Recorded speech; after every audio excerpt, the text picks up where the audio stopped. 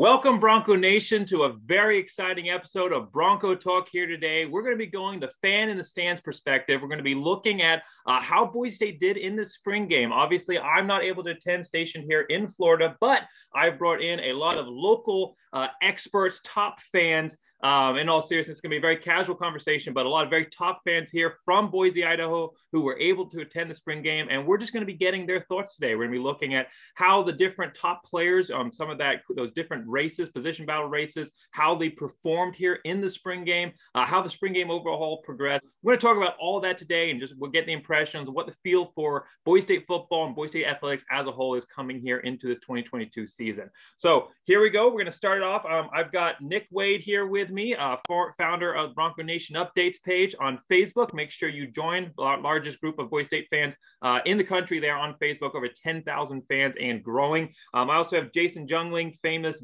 Boise State caveman, Yabba Dabba Blue, here with me as well. We've got Jared Casperson, also known as Bronco Vader. And then I've got my uncle, not Gene Bachmeier, but Doc Holliday. Still a very, very valuable opinion. Actually, one of the reasons that I got into sports analysis in the first place, he actually did a lot of part-time sports analysis throughout his own career, and was kind of one of the reasons I thought, well, Uncle Doc, he kind of set that groundwork for me. I think I can do this as well. So I'm so excited to have this conversation. It's going to be a great discussion. Let's just open up the floor here just with an initial question here. What was everyone's impression of the spring game overall? Just kind of hitting the wave tops here, how everyone thought it went. Anybody can lead off. So this is Bronco Vader here.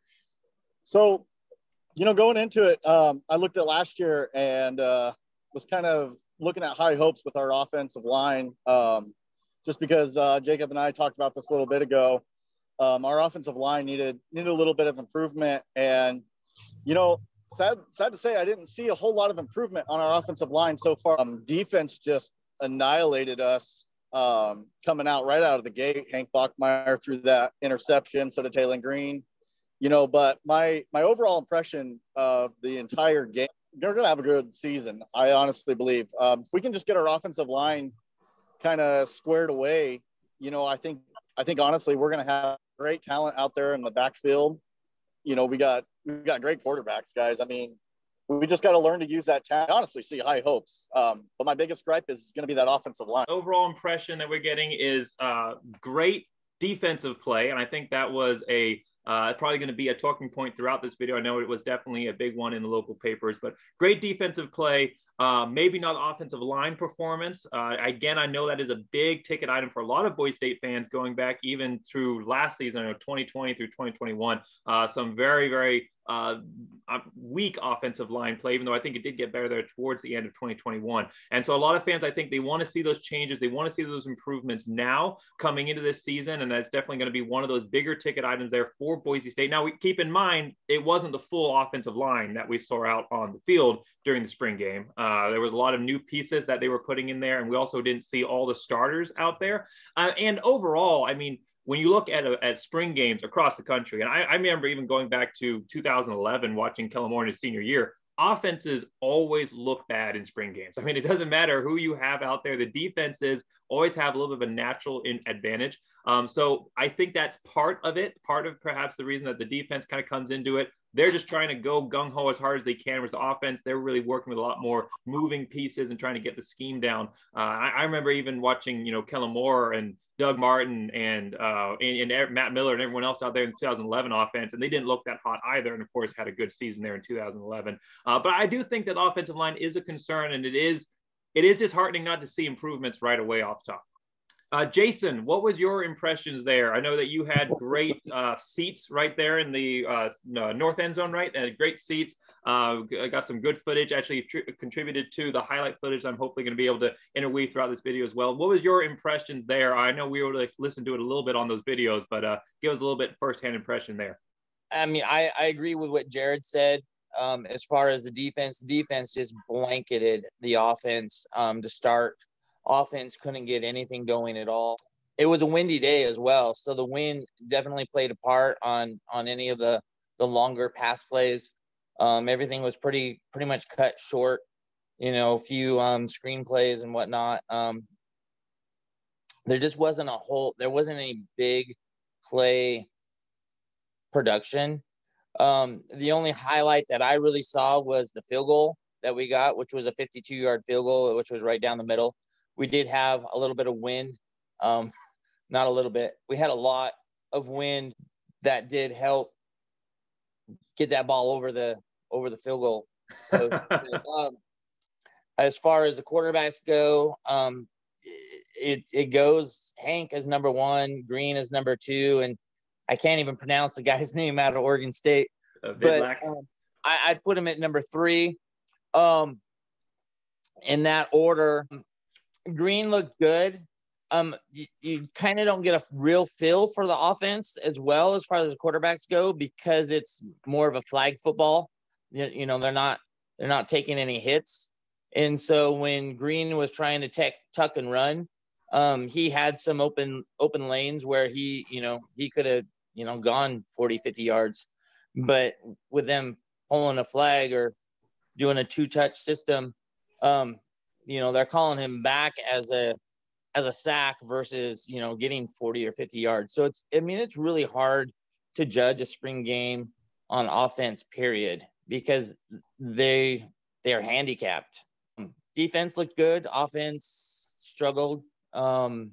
It's kind of my assessment. Definitely watching through that, I think I got that impression as well, at least as far as some of those runs that Tillin Green took. It definitely looked like he probably could have busted few, for a good 10-yard gain here or there, but obviously called back because of the way that they're marking it. But again, also the defense knows they don't have to tackle him. They just have to touch him. So that's going to maybe impact how they approach coming at the quarterback. I mean, I know when I was playing just in high school and we were doing kind of the same thing where you don't want to take the quarterback down, I definitely approached differently, because if I got in the mind of like, I'm going to go smack this guy, then I was going to go smack the quarterback, and I had to be careful because then the coaches yell at you and that kind of thing. So I think, you take both with a grain of salt, but I was excited to see the maneuverability of Tillin Green out there in the pocket. And we talked about the offensive line not performing necessarily to its top perspective, but I also think looking through that highlight footage, there was some decent protection at times. It wasn't Swiss cheese the whole game.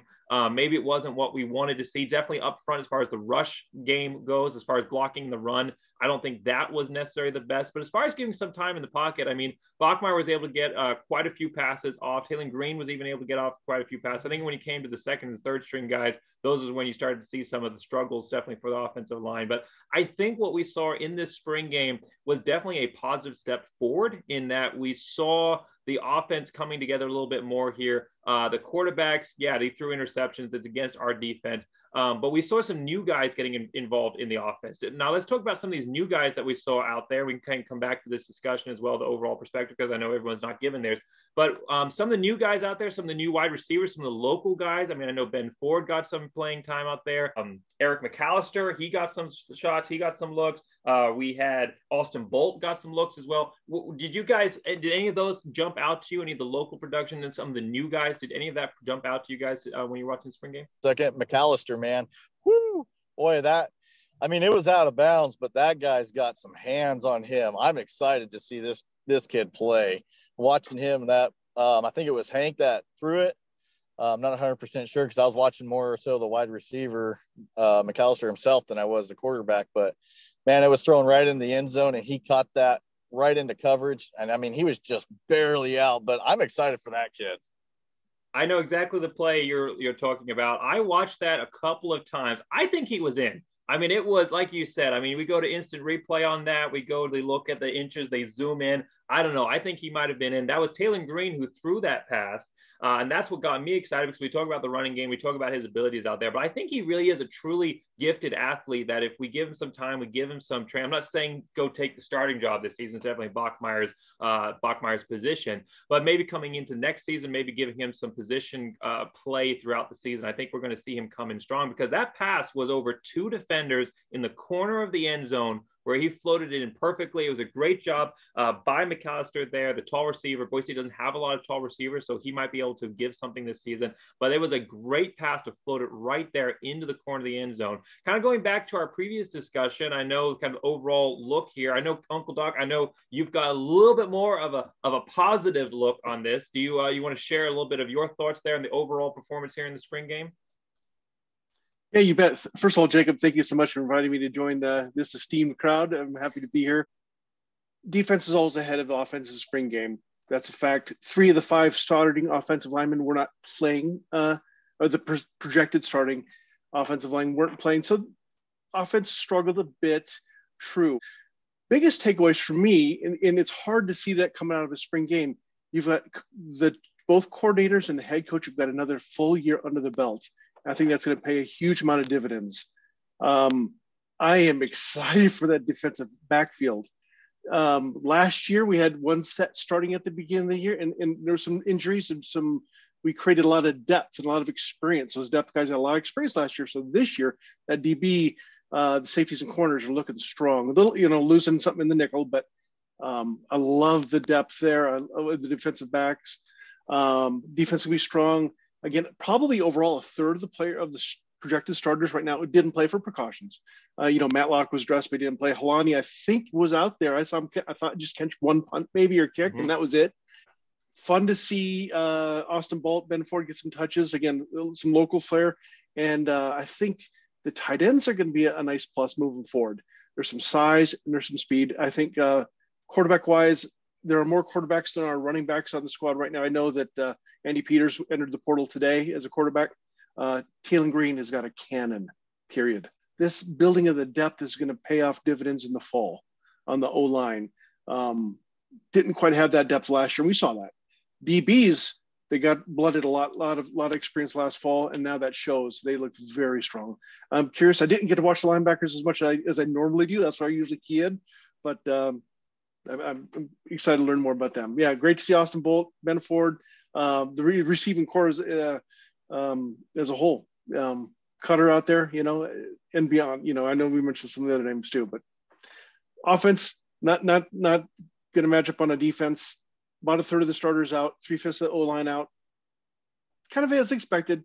Windy day, cooler, and another thing too, Jacob, I think it was 30 or 40 degrees cooler that day than it was the day prior. So there was a big change in temperature, but that's not that, but they got to be used to that, or we're in the mountains. That's the way it is.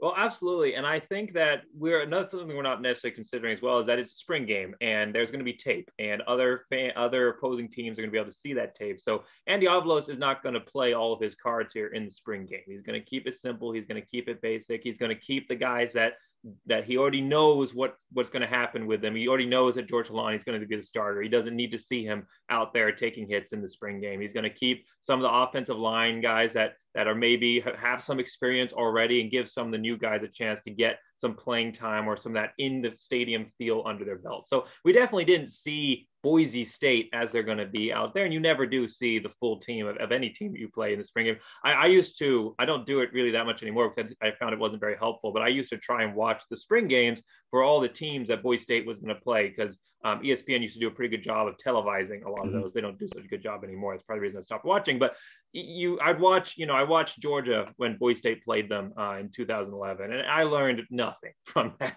You get to see how some of the backups are performing. You get to see, okay, he can still, the starters can still throw a ball for one drive, but you don't really learn anything. What I think you really get to see is how the coaches, and I'm sure this wasn't where the eyes were going for most of the people in the fans, but you get to see how the coaches are managing and running the team.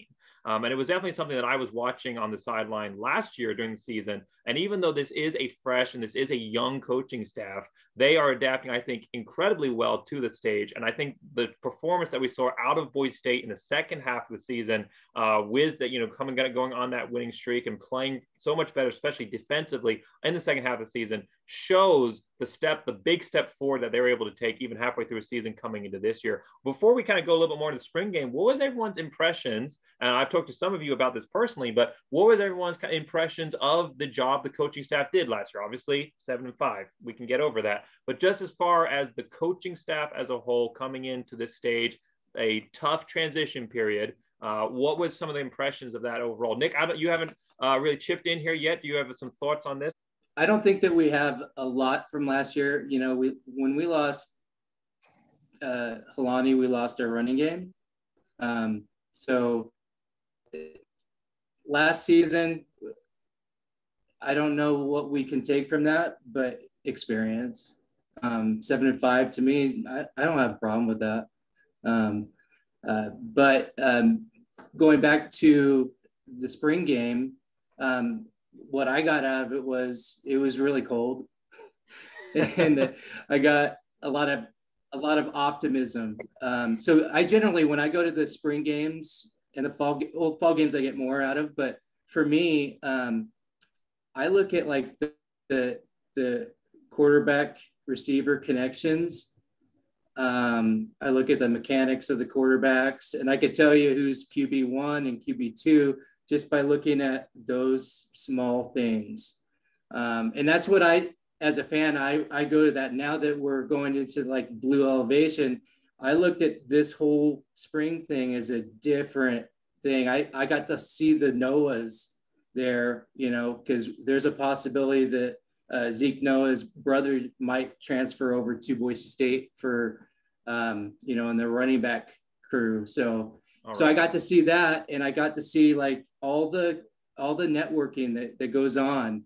And really for me, I think that the spring game is for the recruits. I got to see Sadiq, you know, the #1 recruit in Idaho. He was there watching the spring game. So for me, I do that. So that's where you see the Hightower connection, you know, a breakout. And you know that John Hightower is going to be, you know, good. That's where you see Steph Cobbs. I remember when he was a freshman and watching him on a spring game. I remember seeing him and I knew he was going to be good. You get to see the connection in the backfield with the DBs where JL and Ty, they got that locked down. And you could see that the spring game, even with Matlock out there. So what I got out of it was Bachmeier's clearly QB1. The mechanics are there. He's got connections with Austin Bolt and Steph. And so, and Cutter, everything's working great on that side. I think what you saw from Talon was he's got an arm strength. He's got all that. The height. I love tall quarterbacks. I wanted Riley Smith to be one of our quarterbacks, but now he's on the tight end crew, right? So I think what you saw with Talon and McAllister, I think that's the future for Boise State. And so that's what I got from it. The guys that I look at the spring, like I see poppers sometimes at the spring, like when you see the LVEs trying to get a spot, you know, when they're taking that spring and they're popping, you know, you get to see the Venables and stuff like that. I didn't really see that at this one, and that's okay. I'm just hopeful. I'm optimistic about it because we have depth at pretty much all of our positions. And I think the line is over, and they work through some injuries. And I think this fresh start, I'm optimistic with this running game. You know, we don't have to have, you know, an excellent line. We have Helani, we have Ashton back there, we have Crow, you know, we have depth, and we got it at the receivers too. And so I'm optimistic about this. I like that you bring up the playmakers that we have as a way of being able to supplement for that offensive line. Now, I'm going to say one thing. I do think the offensive line is going to be better. I think that it's definitely going to take a step forward, that we're going to see improvement on that offensive line. But you are right that the playmakers that we have, the George Holanis, the Stephon Cobbs, and really the offensive scheme as a whole allows Boise State, Tim Plow's offensive scheme as a whole, the way that it really pushes the defense back with that pass-heavy attack when executed properly. I think it definitely allows that some of the weaknesses on the offensive line to be overcome in that manner. Now, we're talking about Hank Bachmeier, and yeah, it wasn't a quarterback battle this spring game. Obviously, Jack Sears transferring out, I think definitely told everybody that Hank Bachmeier is going to be the guy. If you have a guy of his talent transferring out, he knows, and he was the best second string guy on the team. Probably could have been a starter as well. You know that it's not going to be a battle there. But I like what you're talking about here with looking at the future, you know, looking beyond this season, because that's what it is all about here for Andy Avalos and this Boise State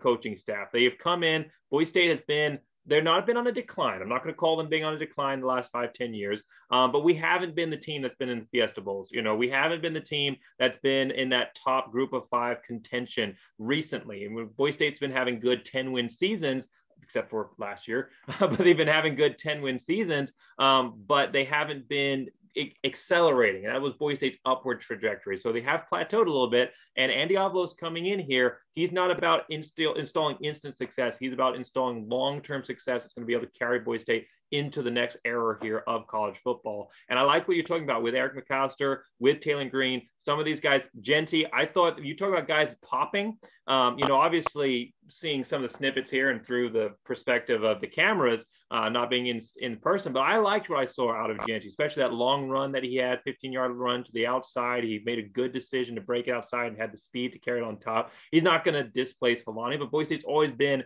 at least a two-back backfield, and I think that he could be a back that comes in there and provides a nice speed option, especially with his initial young talent there as he works his way into the offense. Did anybody else have any players that popped at them in this spring game at all? I think the one player that popped for me was Austin Bolt. He switched all those positions and like I thought if it wasn't Steph, it was Austin Bolt and the performance and getting to see him, catch some balls out there. You could see on the one catch that he had right in front of the end zone, and he got stood up. He wanted that touchdown bad, and the defense just stood him just completely straight up right there about the 2-yard line, just would not let him in. So defense was pretty relentless, and he really wanted. You could see it. You could see he wanted that, but the defense wasn't going to allow it. It did take 2 or 3 guys to stop him, though. So it did. It did. Maybe in a real game when the defense doesn't necessarily know exactly what's coming at you and they're worried a little bit more about the run game as well, maybe he gets one-on-one matchup and is able to punch it in. So obviously, again, we're talking about this wide receiver group, which wasn't really fully on display. I mean, we didn't see much of Billy Bowens. We didn't really see that much of Cutter.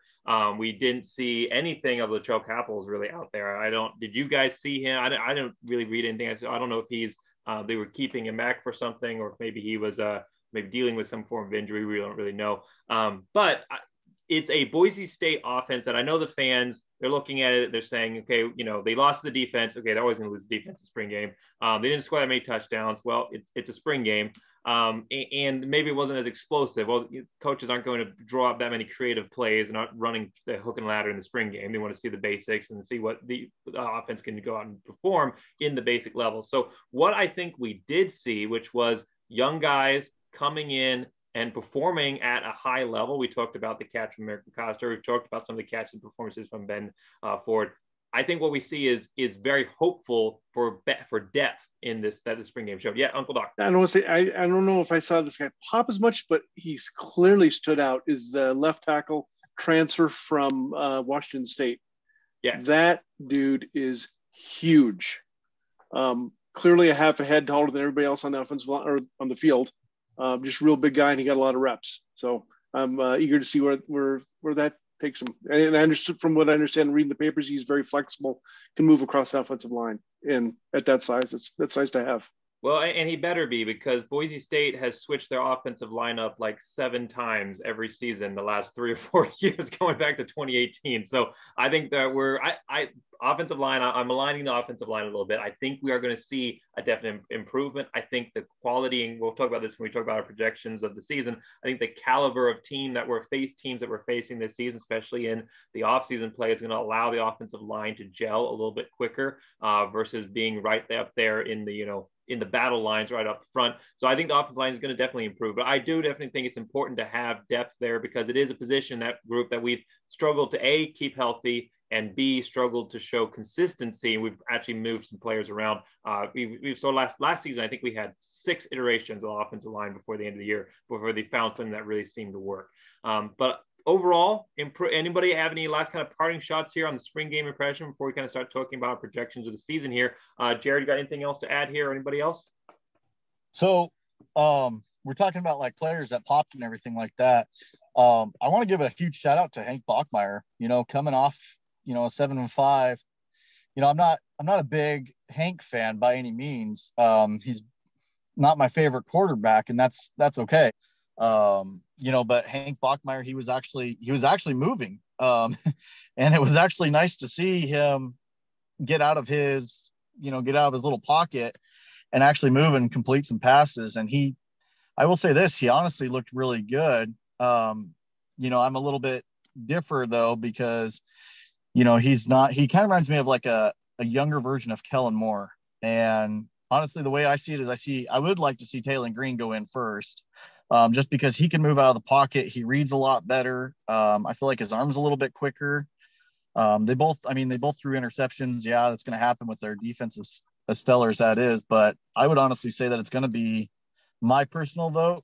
I know it's not going to happen, but Taylor Green, and then Hank, and then, you know, the new kid from Oregon State, you know, he even looked pretty good too for coming out of Oregon State. So, you know, but I am pretty excited for Hank, and I'm excited to see what he can do, and I hope he can prove me wrong. I will say the hardest job to come in and with the highest expectations has got to be Boise State quarterback. I mean, the quarterbacks that have come before, you know, going all the way back to Ryan Dinwiddie, and even before him going back to Hendricks, you know, Boise State has had some incredible quarterbacks. That's something actually I'm going to bring up and talk about when Ryan Dinwiddie comes on the show here in a few weeks, hopefully, if we can work it out with his schedule there, is talking about that legacy and how that affects a quarterback coming into play for Boise State. So I think every time a quarterback steps on the field, fans want to see Kellen Moore, you know, or they want to see a resurgence of the Jared Spransky's, Ryan Dinwiddies of the Boise State greats of the Boise State past. And we have to understand that, you know, those players had different teams and they played in different time periods. And Hank Bachmeier, for all of the naysayers out there, there's a lot of things he's dealt with. You know, we could talk about injuries. We talk about reduced seasons. Ron Counts was pointing out the other day when he came on the channel that he has never played with the same offensive coordinator. He's had 3 different offensive coordinators that he's worked through. This will be the first season ever that he's coming into the second season with the same offensive coordinator. That is a lot for a quarterback. I mean, the amount of plays that you have, I mean, every offensive coordinator brings in a little bit of a different scheme, and you've got to memorize that whole playbook, and you've got to get on key with everybody else. And the way that he's handled it, you're also looking at a quarterback that with the amount of playing time he's actually had, yeah, he's coming into his senior season this year, but the amount of playing time he's actually had between injuries and reduced seasons due to COVID, he's been injured every single season except for last year, first time he made it through a whole season healthy. By playing time, he's really a junior this year. You know, you look at the total amount of games that he's played, it's what you would usually see out of a junior quarterback. So he's a senior this year, but a junior by playing time in my book, and junior quarterbacks make huge steps forward. I think junior season for Kellen Moore is one of his best. That's really across the board as well. So I think we're going to see a big improvement for Hank Bachmeier with the other pieces of the puzzle together, like the same offensive coordinator, but just the fact that he's more experienced this year and is able to play through a full season. In some of the impressions, we'll go real quick here of the guys that were in the stands there, Nick, Ken, and Uncle Doc, and Jason there. Did you guys have any parting shots there on Hank Bachmeier or anything you would have liked to have seen him do that you maybe didn't? I thought he looked strong, and he looked very comfortable, and clearly the best quarterback I thought out there. That doesn't mean I don't think others should play, but that's for later. But I thought he looked very experienced, smooth, polished, controlled. Jason? I really can't say anything different. I kind of opened that up that he looked, you know, as the number 1 quarterback. There was no anything telling me anything different. He looked like he knew what he was doing. I mean, he looked like he'd been on the job for a while, and he was, you know, our veteran. And so I see him as our number 1. I see him, you know, hopefully making some better decisions than he did last year. There were, you know, obviously some key decisions that were not the right decision. You know, now hindsight, looking back at it. Yeah, I was at the UCF game. Yeah. Exactly. I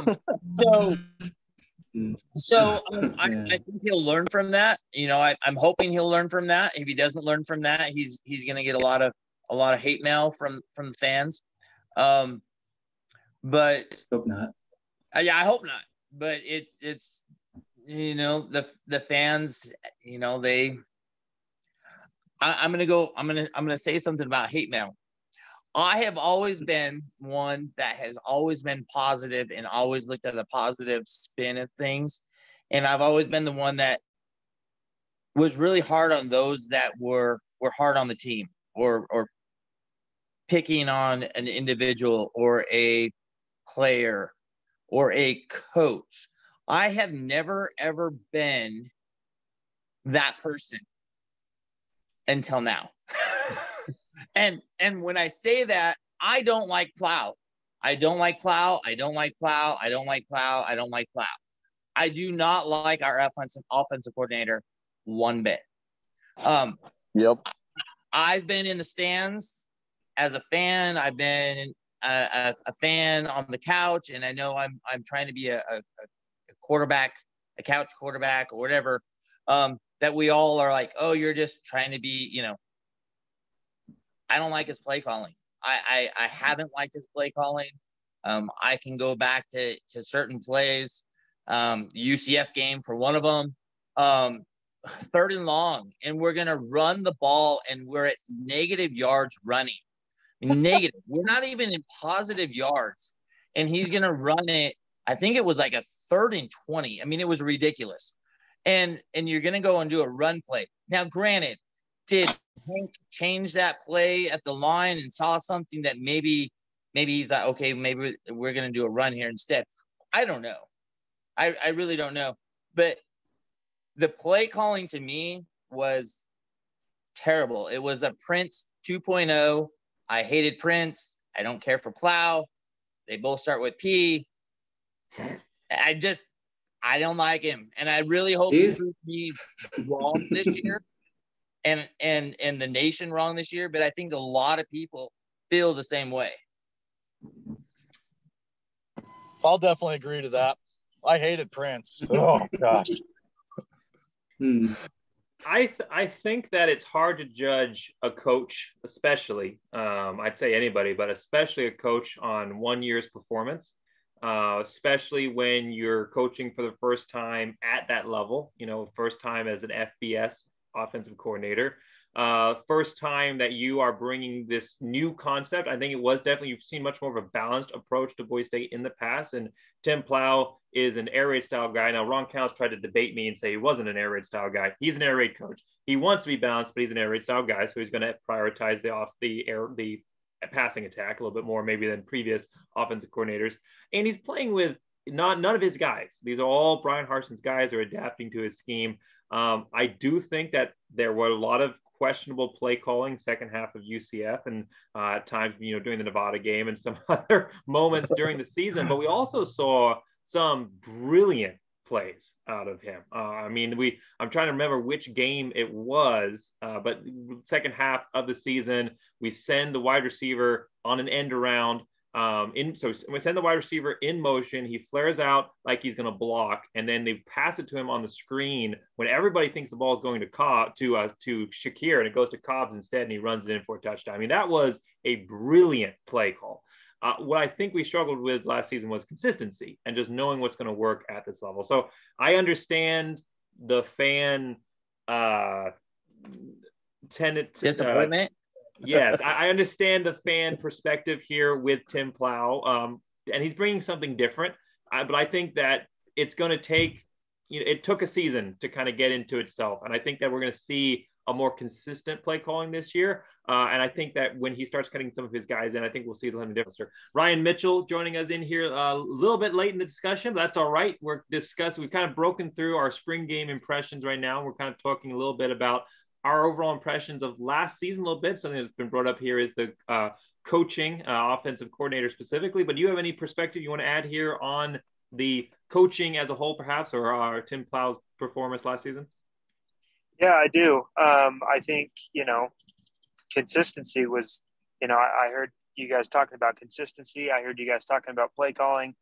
I think, you know, we just need to wait until the season to see what he can do. I think now, you know, Tim Plow, he's got a lot more work to do. He doesn't have Khalil Shakir. He doesn't have Octavius Evans. He's got some young guys, but I think those guys, they were the guys who sat last year.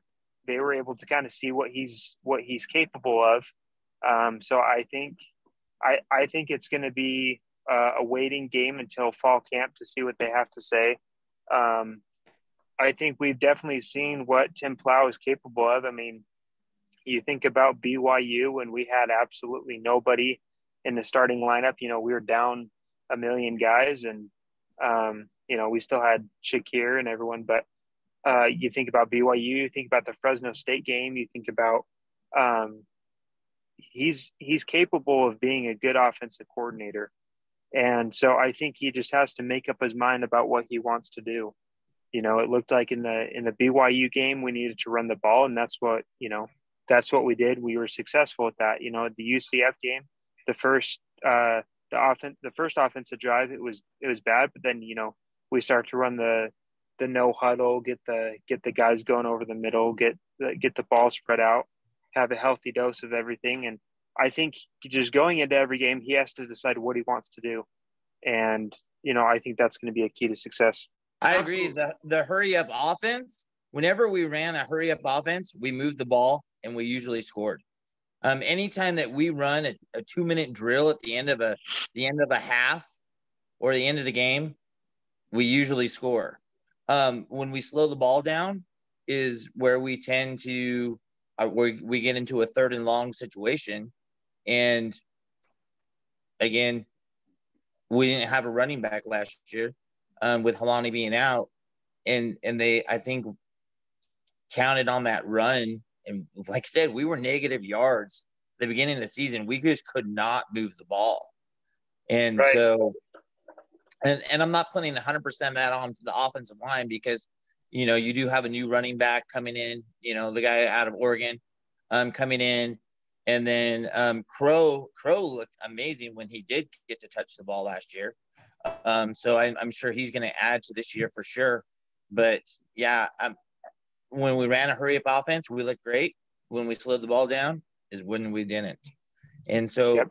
and he was known to run a hurry-up offense, and he did great, and then he didn't. And I'm like, oh, why did he keep changing his game plan? And he'd come out the second half, and we wouldn't run a hurry-up offense. We would play to protect the lead. Yeah, and I think one of the keys to a hurry-up offense is I think at least 3, good plays first. Maybe a run. You have to stay ahead of the line of scrimmage with the hurry-up offense, right? You can't be 2nd and 15 and 3rd and 12 and trying to run a hurry-up offense, but you have to stay ahead of the line of scrimmage. And I think that's something that we are capable of this year. I mean, you saw George Helani set out for the offensive snaps, and I think that was smart. He doesn't have anything to prove. When he's healthy and he's ready to go, Boise State wins games. I haven't seen him really in too many occasions where he's healthy and he's 100% and he doesn't do well. Ashton Jeanty, the freshman, he's going to do well. I kind of see him as like kind of what George Helani's role was in his freshman year. Everyone thought that he was going to sit behind Robert Mahone and Andrew Van Buren. I think he's going to play a very similar role, and I think he could be a good 3rd down back. If Helani needs a break or if he's out for a game or whatever, but the key to this, stay ahead of the line of scrimmage. And if we saw in the UCF game, Tim Plow was just running it up the middle.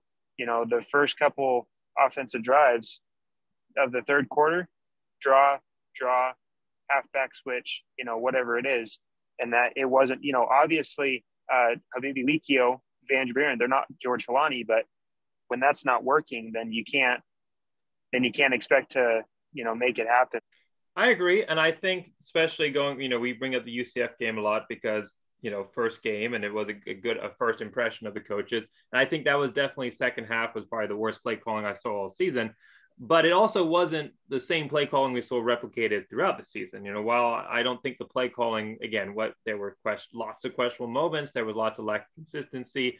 It wasn't we weren't running the ball up the middle every single play like we did 3 drives in a row versus UCF. So I think that was a little bit of an anomaly maybe. And it is a little bit hard to explain, maybe just trying to prove that we could do something and we weren't able to prove it. But you asked Jason about why we didn't run hurry up offense all the time. I think we ran out of plays.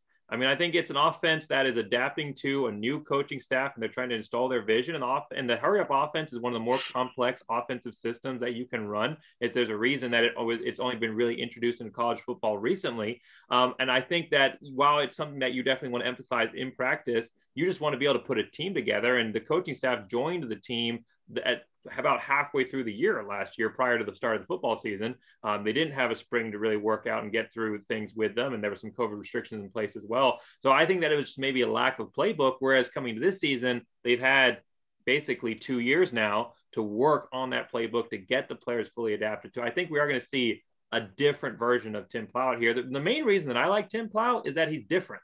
You know, you look at some of these offensive coordinators that they bring in, and yeah, they keep some consistency. You know, they get you to those 10 wins, but they don't get you beyond that. You know, the biggest example of this for me, and I'm going to have to glance the name here real quick again because I have trouble pronouncing it, but Drinkowitz, I might have messed that up anyway. But for me, Eli Drinkowitz, I did not like him as an offensive coordinator for Boise State. Yeah, we had good seasons while he was here, but our offense was so boring. And we, you know, it was I wouldn't say it was predictable, but it wasn't an offense that was going to go out there and just explode off the charts. And I think Tim Plow's offense is different. That's what jumps off to me the page the most. And I think for Boise State, we need something different to get us out of this slump, to establish ourselves on the national stage as someone that if you're not a Boise State fan, you still want to tune in and watch them on a late night game, you know, at 10 p.m. Eastern time and see what's going on. You need to have something different. And Tim Plow brings something different to a changing era of college football. So for me, I think, yeah, I might be totally wrong on this. Tim Plow might be a terrible offensive coordinator. You know, in 2 seasons, he might be gone.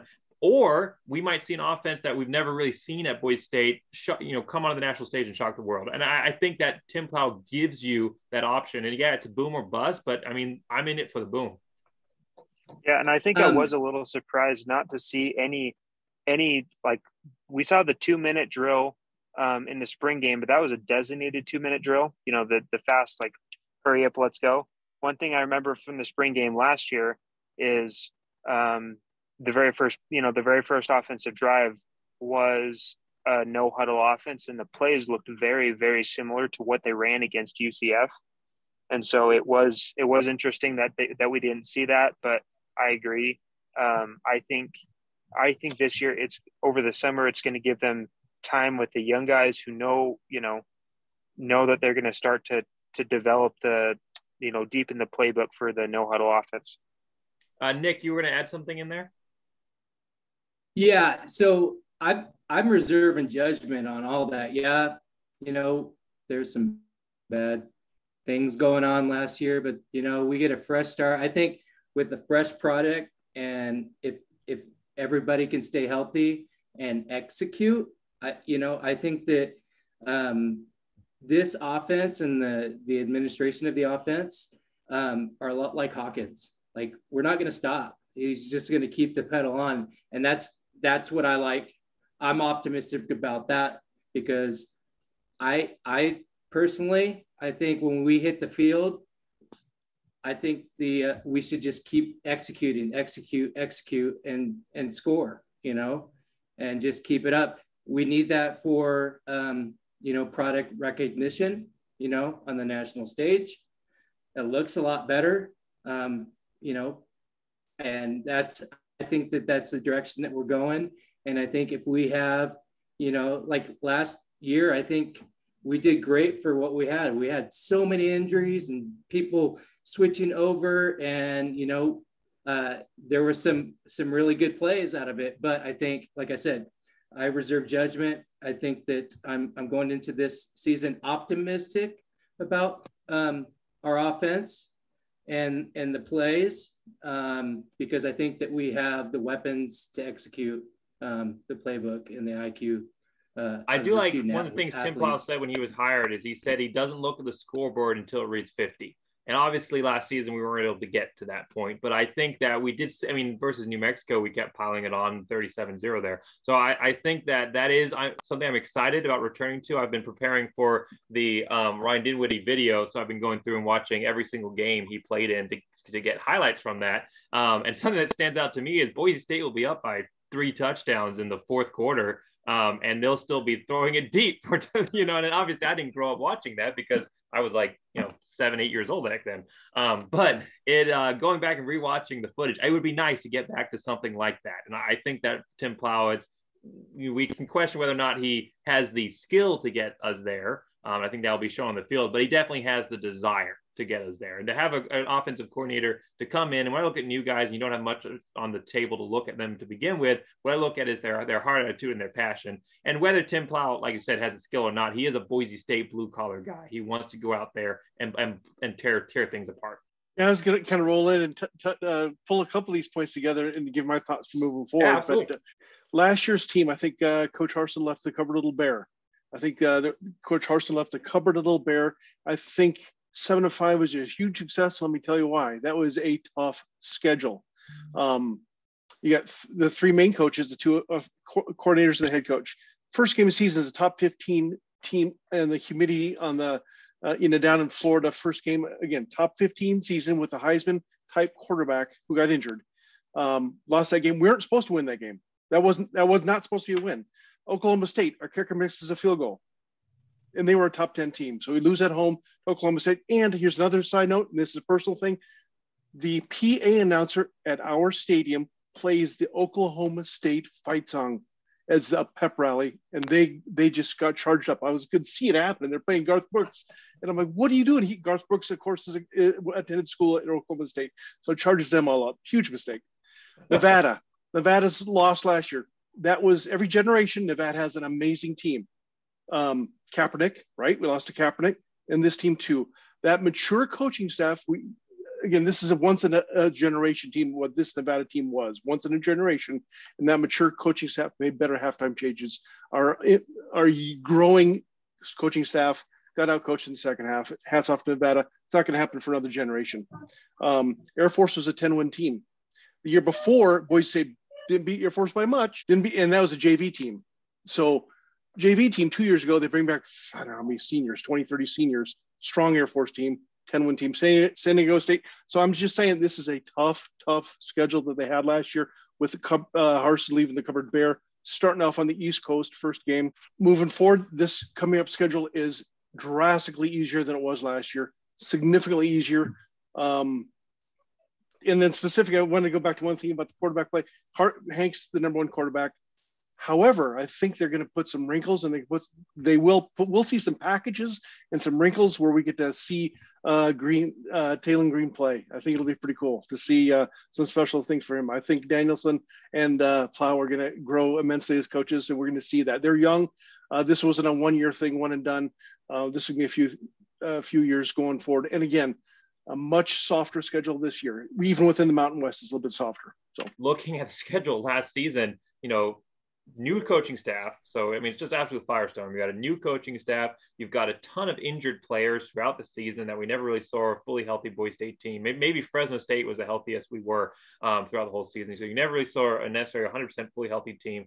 Brand new head coaching staff and a team coming, like I said, coming a little bit bare, not just on the player side, but also on the coaching side. You talk about the top 3, Spencer Danielson, Tim Plow, and Andy Avalos. Those are the guys that draw the big names. But the assistant coaches make a huge impact on the team.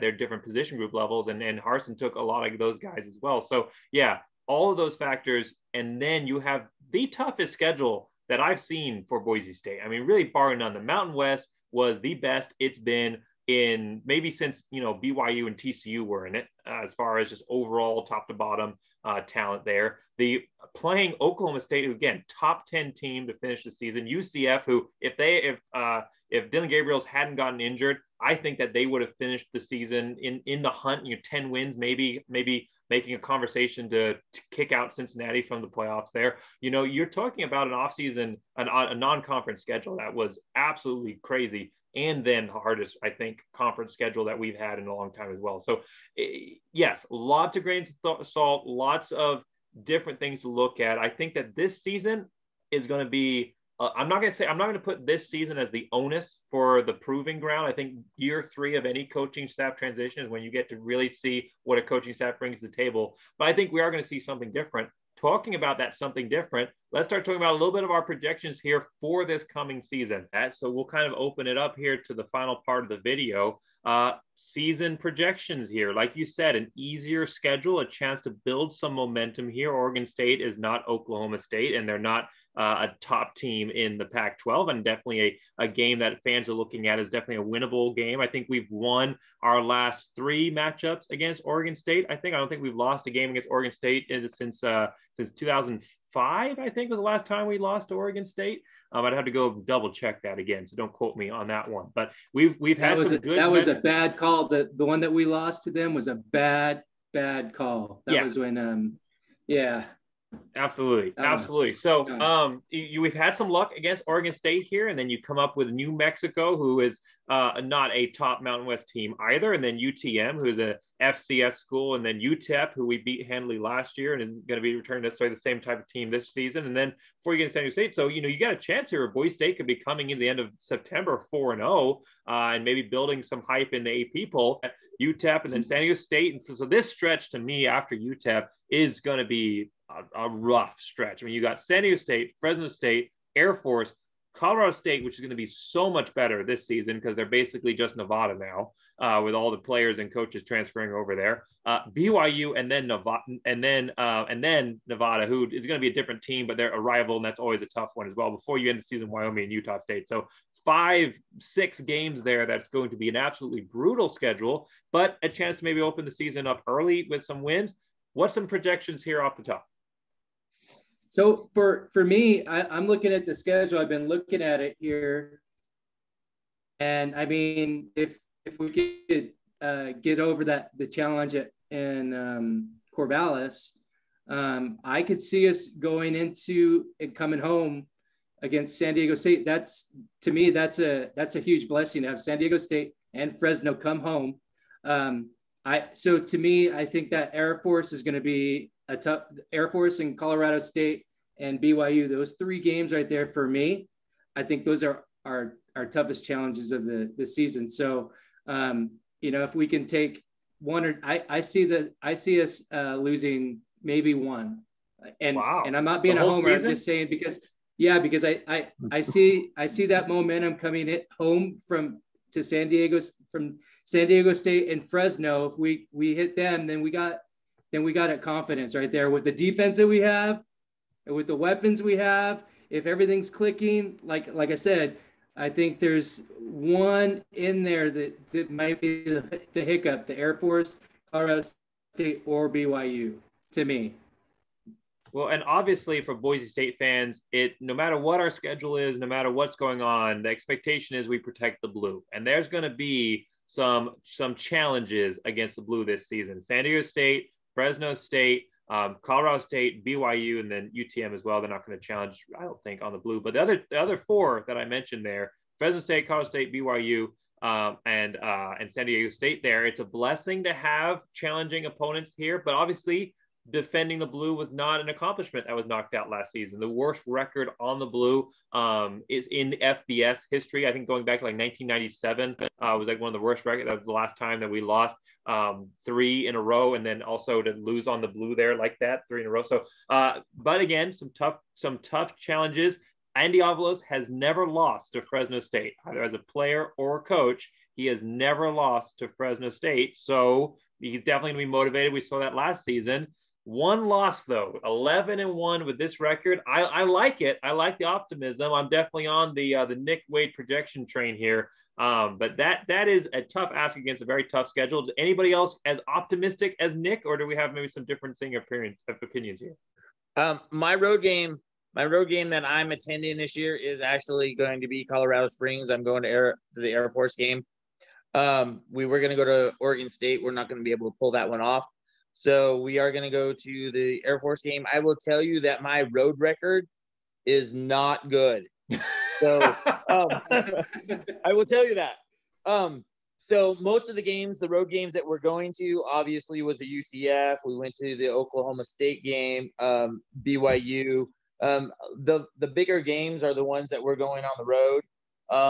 We'll hope your car breaks down or something then. Right. Yeah. Well, I'm flying. So, but yeah, I don't have a very good road record as far as being on the road. I know I'm below 500, but I hate. I'll be honest with you. I cringe when I watch Boise State and Air Force play. I just cringe because it's so hard to watch Air Force dominate the time of possession and us just not get a chance to be out there on the field. And with their triple offense, it's hard. It's hard for any team to defend, and Boise State just has not been able to figure that out. Yeah, the first time that Boise State lost to Air Force, I thought that was disappointing. Oh, well, and then they did it again, and then they did it again. And I think it was 4 in a row before they were able to get a win there.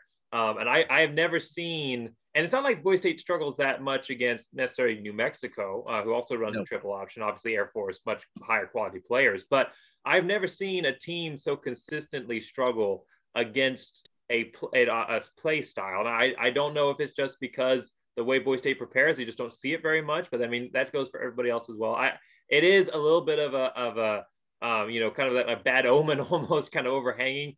Obviously, I was hoping Andy Avalos would start off with a 1-0 record and maybe dispel some of those bad juju a little bit. And it was a good Air Force team that beat us. But yeah, it really doesn't matter. I mean, I know Uncle Doc, you're talking about Air Force. This is a different Air Force team. Boise State will be playing this season, but it doesn't matter if Air Force is having a undefeated season or going with one win. I'm worried when they come and face us on the blue or at home, especially when we have to go up. Yep. I mean, I went up to the Air Force Academy for a conference one time, and I tried to play basketball. And I was going from Virginia up to the Air Force Academy, so not quite the same elevation change. But I tried to play basketball. I ran the court twice, and I about died. So I mean, it takes it out of you. It takes the lungs out of you trying to go up there. And obviously, Boise State players in good conditioning, but I mean, it is a tough place to go play. Obviously, a little bit. If I always say, if anyone's going to beat us, I don't root for Boise State first. If anyone's going to beat us, though, I'm okay with Air Force being it as they're my third team. But it is tough to have that one on the schedule every single year. I mean, it's tough. Uncle Doc, because we've already kind of led off on this, you want to kind of bring it up? I'm very optimistic for the record for this season. I am so thankful that Fresno and San Diego State are at home. That's a big deal. One thing I just was looking here on the other screen is last year Oregon State was undefeated at home, and that kind of concerns me. I mean, granted, Idaho and Hawaii aren't world beaters, but they were undefeated in Corvallis, 6-0. That's the one thing about Oregon State that just concerns me, and you never know. I'm thinking 10-2, 9-3. I'm worried about BYU, of course, San Diego State, and the sneaky game. I don't think CSU is going to be there yet. I don't think Colorado State's going to be there yet. And to be honest, I haven't done my intel on Air Force. I don't know what they have bringing back. I knew this past year they had everybody coming back because they had a JV team the year before. The sneak game, Wyoming. That's when I'm talking about going to altitude. Playing there is tough. So that's just I don't really know what they have coming back. But that's always tough. I'm glad Utah State's going to be home. Very glad San Diego State's going to be home. I'm thinking 9-3, 10-2, something like that. Very, very optimistic. So, and with a little bit of luck, I'll bounce this way. A little bit better record. So absolutely, very, very optimistic. And I'll tell everybody this: Uncle Doc actually last season, before even the beginning of the season, we talked.